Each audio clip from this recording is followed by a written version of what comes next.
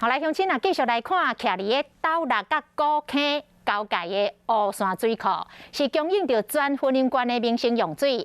顶个月底黄sơn河，甲最近的西北河，互水库入未少的水。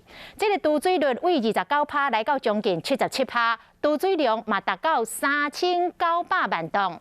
虽然目前无遐尼欠水咯，也毋过水库的管理中心也是提醒乡亲爱较欠用水的。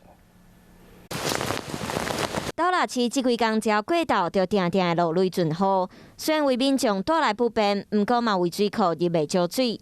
自5月30号到今，水库的跳水率自原本的29%增加到77%，跳水量更加有3900万吨。那由于这波的降雨，那我们进账了不少，从5月31号开始到现在。除了雨水拄好落伫水库，乌山水库嘛有引清水溪的水。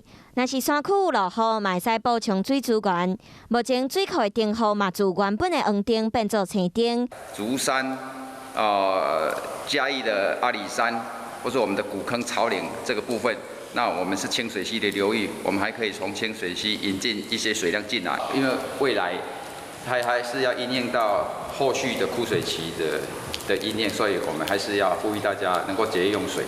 乌山水库的总跳水量大约有5000万吨，即摆已经有到3900万吨。虽然目前无遮尔欠水，毋过也是毋望民众爱较欠咧用水，才会当应付未来的大水期。